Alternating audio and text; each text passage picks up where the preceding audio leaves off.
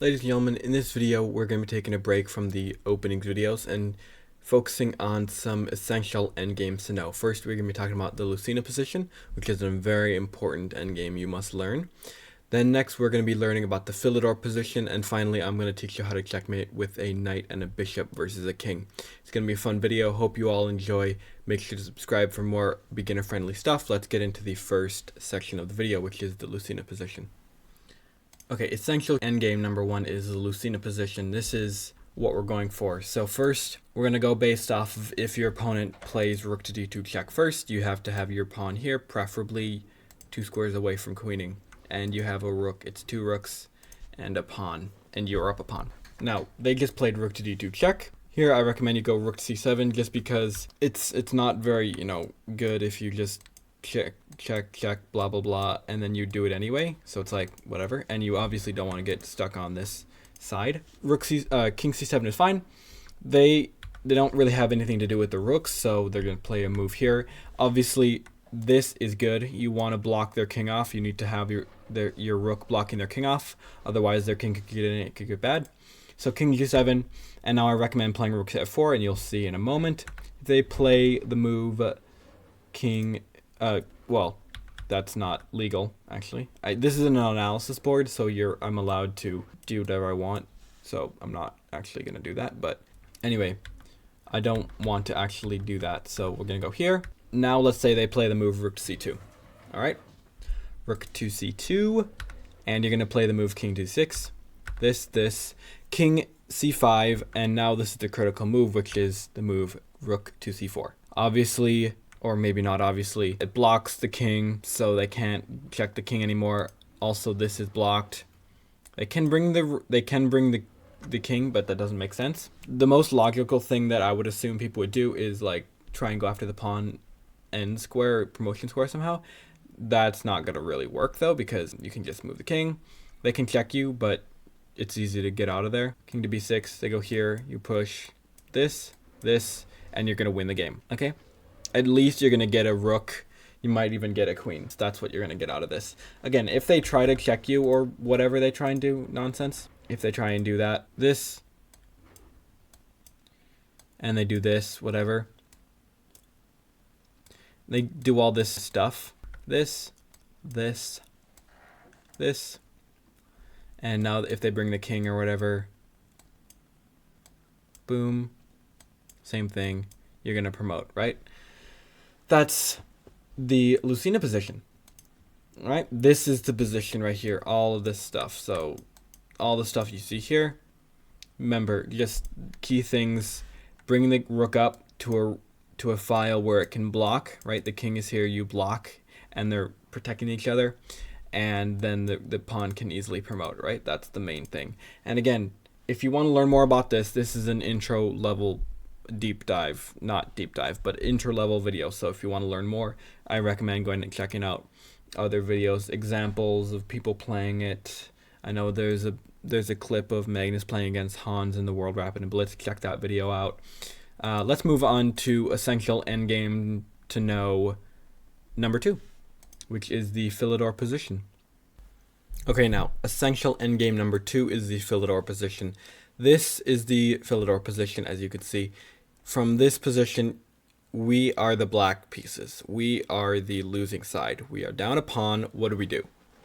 Now, let's say the first move you play, which is a very important move, obviously. It's a move you should play almost immediately, is the move rook to a6. This move, in a nutshell, cuts the king off. The king cannot easily defend the pawn. The only way is to bring the king around, which I'm going to show you. So let's say the king plays rook to e4.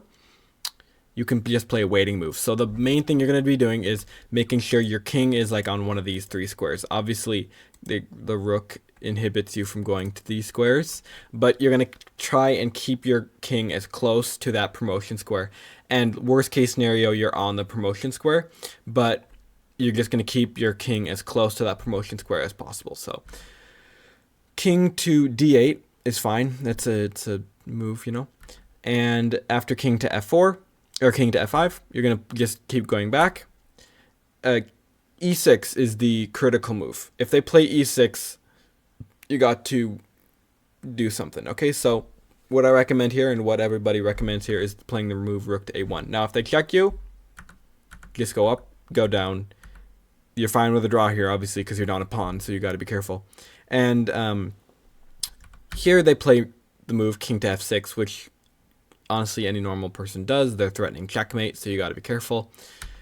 Here I recommend playing rook to f1, and when I say I recommend, I just mean like I am going based off of what other people say. Okay, so it's not me who say it, but it's the experts who say it, and then I'm just relaying that information to you. Rook to f1 is what most people consider to be good. And if they play the move king to e5, which they can play other moves, but king to e5 is probably the best move. Well, not the best move, because it goes into, you know, we want them to play king to e5. Here I recommend you check them.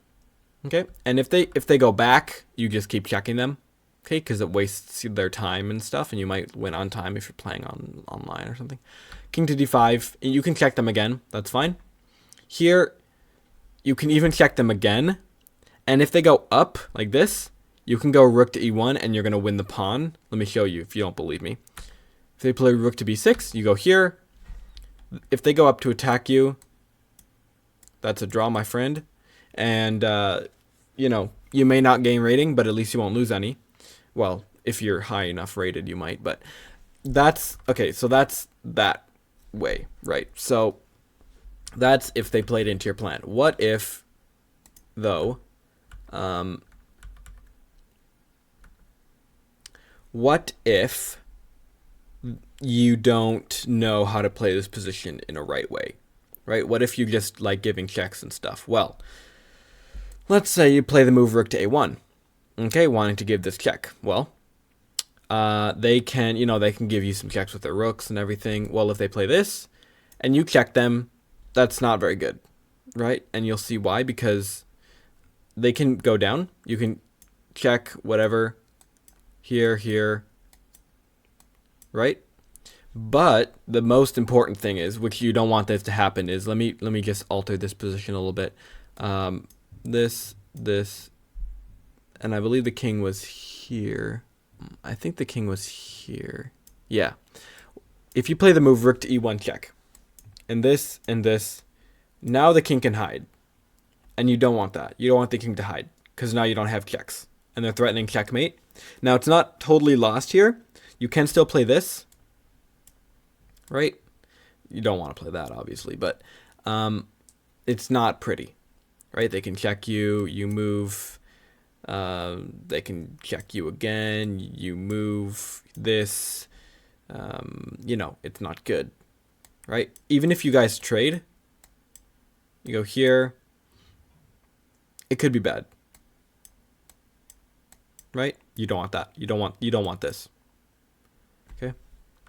And I realized I just played 2 moves with white in a row. I'm sorry about that. This is an analysis board, so it lets me do that. Yeah, you don't want this. So whenever you get the urging to give useless checks like this, just don't. Especially if they are here. Yeah, this is not good. Just follow the rules that I taught you.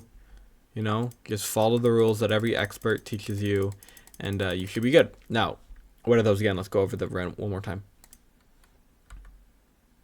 Rook to a6, cut the king off. Step 2, move your king randomly. Step 3, if they move the pawn, go for the check. If they check you, doesn't matter. You're fine with a draw. If they go king to f6, you check them. Right? Cut the king off. If they go here, win the pawn. Boom, boom, boom. It's a draw, you win. Not literally. You win in the sense that you don't lose, but you don't win literally. That is the Philidor position. There's a lot more intuitive stuff to it, but I hope you got, you know, I hope that gave you some of the basics for that position. Let's talk about the last final thing today in the endgame guide. That is how to checkmate with a bishop and knight. I can't tell you how many people don't know how to do this. I technically don't even know how to do this. I guess I didn't know how to do it until I watched the video that I'm about to, you know, teach you from, which, again, great video by Mr. Benjamin Finegold. definitely recommend watching that video. It's like a 5-minute video that he teaches you how to do it, and it's great. Now, let's talk about it right now. Okay, so to start this checkmate, you're gonna have to have your opponent's king in the corner. This is the way it works. This is the way this checkmate starts, at least. But I don't know if you need to have it like for every position. But this is how this works. So you have a dark square bishop here, which means you're gonna have to move the opponent's king to a dark squared square. Now, in this case, we're gonna be moving your opponent to that square. First, you're gonna play the move knight c7 check. Okay, your opponent can either go a7 or b8. Right, if they go a7, you're going to give them this check. So the only move they have is b8 now. And now you're just going to play a sort of a waiting move, which would be bishop to d4. And now the only move they can do is king to c8. And now if they play king to c8, which they have to, you're going to play the move bishop to a7, which blocks this square. And now the only move they have is here. All right, d8. And now we rinse and repeat. We do it again. So knight to d5, king to c8, knight e7 check, here, here. All right, the only move they have. e8, e6, d8 check, here. Waiting move. The only move they have is king to f8. Now we have knight to f5, rinse and repeat. King to e8, knight g7 check, king to f8, king f6, king g8, king g6, king f8 check, here. Now we play knight to f5. All right, so notice here, they can go here, which is the only move they can do. All the other squares are blocked. King h8, bishop c5. Bishop c5 is kind of like just a waiting move, because after king g8 and knight h6 check, only move they have is this, and we checkmate. That's a checkmate in about 19 moves. This is a very difficult thing to do, okay? This is checkmating with a bishop and a knight is no easy thing. But if you can do it, hey, it's pretty impressive. So let's go over it one more time, okay? So knight to c7, check, king to a7. So they can either go here or here, right? They can either go here. Yeah, they can go, let's just say knight c7, and they go a7. Right? You play waiting move the bishop. You block the squares. King's only move is to go there. Bring the king over. Give this check. And now you play a waiting move. Bring the king over slowly. No need to rush. King goes there, check. Here. Bishop backs up. Check here and mate. Okay. Yeah, so again, I definitely recommend you check out more in-depth stuff, because I don't want you just doing this and then thinking you're going to win every bishop and knight endgame checkmate thing. So definitely check out lessons, check out more in-depth stuff. I'll put down the links to the videos where I learned the most stuff. There's that 5-minute Ben Finegold video that I thought was very useful. And there's also a video on the Philidor position, which I'll also link down there. That's it. That's the last thing we have going on for this video. So I don't exactly know how long this video ran, because I cut it in clips, but I hope you guys enjoyed. I hope you got something out of this. I hope it was informative for you. If it was, make sure to like and subscribe, and let me know what other beginner friendly content you'd like to see, and I'll see you all for the next video.